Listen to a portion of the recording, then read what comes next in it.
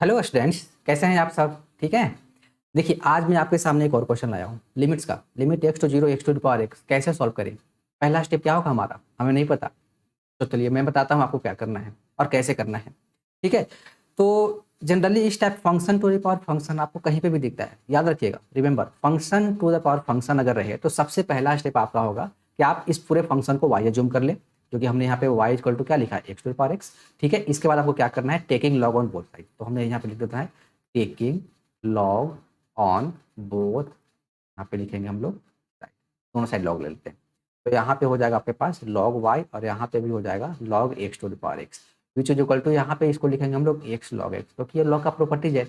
Log का properties में हम लोग पढ़े हैं log a to the power b equal to कितना होता है, बी लॉग ए होता है ना। ये हमने अप्लाई कर दिया। तो लॉग वाई इक्वल टू आपके पास लिखा हुआ है अब लॉग एक्स। अब देखिए, अब log y equal to this है, जैसे ही लॉग हटता है यहाँ से वाई, अगर वाई इक्वल टू मैं देखना चाहूँ तो ये exponential e to the power में चला जाता है, e to the power this. तो और ये हमने अगर इसको, अब देखो इन दोनों को कंपेयर कर लो अगर, तो दोनों वाई ही है, यानी कि ये value x to the power x के इक्वल ही लिखा हुआ है। अब आपके पास जो क्वेश्चन लिखा हुआ है, लिमिट लिखा हुआ है x to zero x to the power x, जिसको हम लोग लिख सकते हैं limit x to zero e to the power x log x.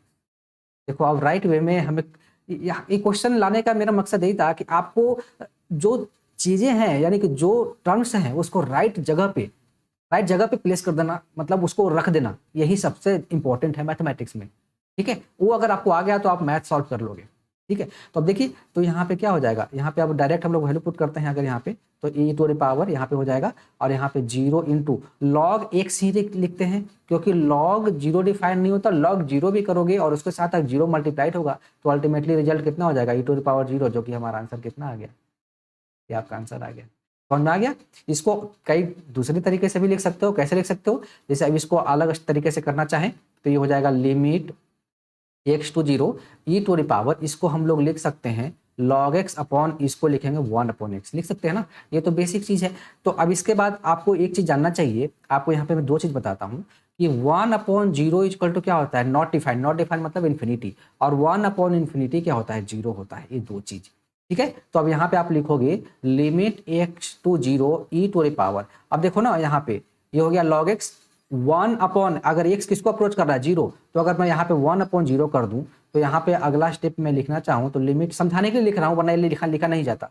ये हो जाएगा लॉग एक्स अपॉन, ये इन्फिनिटी हो गया। अगला स्टेप में क्या हो जाएगा, लिमिट एक्स टू जीरो, ये हो जाएगा log x into one upon infinity, फिर से क्या हो गया, जीरो। अल्टीमेट अल्टीमेट यहाँ पे ई टू पावर है, तो आपका आंसर कितना आ जाएगा, लिमिट एक्स टू जीरो, चलो यहाँ पे लिख देता हूँ, ई टू पावर फाइनली कितना हो गया, जीरो ही हो गया, जो कि आंसर कितना दे दिया, 1। ठीक है। तो देखिए, इसको ऐसे चाहे ऐसे दोनों तरीके से आप लिखो, आपका रिजल्ट 1 आ गया। तो देखो कितना आसान तरीके से आ गया। तो आपने क्या सीखा, अगर function to the power function है, यहाँ पे नोट करने वाली बात है, अगर function to the power function है तो आप हमेशा फंक्शन को by taking log on both side, और देन आप उसको प्रोसीड करो। ये डिफरेंशिएशन में भी होता है, हर जगह वो function to the power function है, तो आप एक स्टेप ही अप्लाई करके देखना, आपका रिजल्ट आएगा, बहुत आसान तरीके से आ जाएगा। तो चलिए, एक और मैं आपके पास एक क्वेश्चन और मैं आपके लिए लाया हूँ, वो देखते हैं वो क्या चीज़ है। ठीक है। तो अब नेक्स्ट क्वेश्चन पे चलते हैं हम लोग। तो आ गया, देखिए, अब ये क्वेश्चन लाने का मेरा मोटिव यही था कि आपको मैं इसके बारे में बताऊं। हालांकि इसको भी देखो, फंक्शन पर फंक्शन है, टेकिंग वाई ले लेंगे, वाई लेने के बाद taking log on both side करके हम उसको प्रोसीड करके इसका सीरीज एक्सपेंशन का फॉर्मूला जो है डिराइव करेंगे। बट अगर आपके पास एक फॉर्मूला ऑलरेडी अगर आपको याद है, तो आप क्वेश्चन को कितना आसान तरीके से कर सकते हो, आप अभी देखो।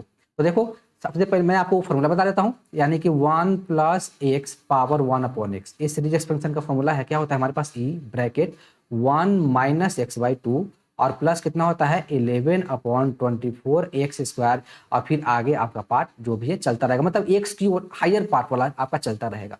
एक्स क्यूब आएगा, एक्स फोर आएगा, क्योंकि एक्सपोनेंशियल एक्स फोर आएगा, फिर एक्स समथिंग आएगा, चलता रहेगा।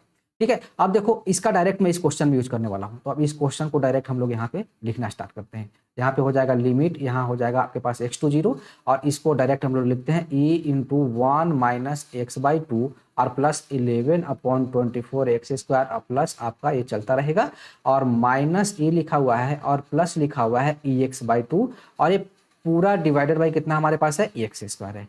ठीक है। अब इसको एक स्टेप और लिखते हैं, यहाँ पे हो जाएगा लिमिट, ये हो जाएगा आपके पास एक्स टू जीरो, इसको ब्रैकेट को मल्टीप्लाई करता हूँ ई के साथ, तो ये हो जाएगा ई, ठीक है, ई माइनस ये हो जाएगा आपके पास ई एक्स बाई टू और प्लस हो जाएगा ई इंटू 11/24 एक्स स्क्वायर। ध्यान से देखना, अब मैं क्या करने जा रहा हूँ, ये तो हमने 3 टर्म लिख लिया क्योंकि इसका नीड है, यहाँ पे जरूरत है। बाकी जो पार्ट है हायर डिग्री वाला उसको मैं ई यहाँ पे रख दिया और ब्रैकेट डाल दिया और यहाँ पे मैंने डॉट डॉट डाल दिया। बस इतना याद रखना कि यहाँ पे आपके पास पावर है x4 है, हाईएस्ट पावर इस यहाँ पे चल रहा है, और माइनस क्या लिखा हुआ है ई प्लस लिखा हुआ है ई एक्स बाई टू और डिवाइडेड बाई हमारे पास टोटल कितना है, हमारे पास एक्स स्क्वायर है, ये पूरा डिवाइडेड बाई ये हमने एक्स स्क्वायर किया, ठीक है। तो देखो कुछ टर्म आपका यहाँ पे कैंसिल होगा, न्यूमरेटर में ई से ई गया, ई एक्स कैंसिल आउट, ठीक है। जो बच गया उसको हम लोग लिखते हैं लिमिट एक्स टू जीरो, ये हो जाएगा e into 11/24 x square plus e लिखा हुआ है और देखो ब्रैकेट में हमने डाल दिया और डिवाइडेड बाय कितना लिखा हुआ है, एक्स स्क्वायर लिखा हुआ है।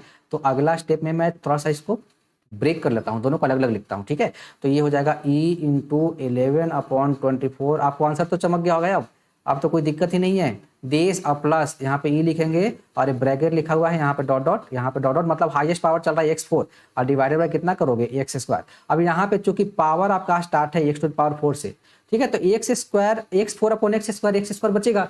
लिमिट जब अल्टीमेटली आपका किसको अप्रोच कर रहा है, जीरो को, तो लास्ट में आंसर कितना आएगा, इधर वाला पार्ट पूरा पार्ट, ये वाला आपका पूरा पार्ट जो है वो आपका रिजल्ट जीरो ही देगा, कुछ नहीं और नहीं देगा। अब देखो यहाँ से एक्स स्क्वायर कैंसिल हो गया, तो आपके पास एक नंबर बच गया, क्या, 11e/24। तो देखो ये हमारा आंसर आ गया, यानी कि ए इज द राइट आंसर, ठीक है। तो देखा एक्सपेंशन का यूज किया, अगर मुझे फॉर्मूला याद नहीं होता तो ये क्वेश्चन थोड़ा सा लंबा जाता हो, थोड़ा सा, ज़्यादा लंबा नहीं, स्पीड भी मैटर करता है। अगर आपका स्पीड बढ़िया है तो आप फटाफट कर लोगे, अगर स्पीड थोड़ा स्लो है तो थोड़ा सा टाइम तो लगेगा। और जितना अगर कॉम्पिटिटिव एग्जाम है तो आप जितना कम टाइम में क्वेश्चन को करोगे उतना आपके लिए फायदा रहेगा, उतना ज़्यादा आप क्वेश्चन कर पाओगे।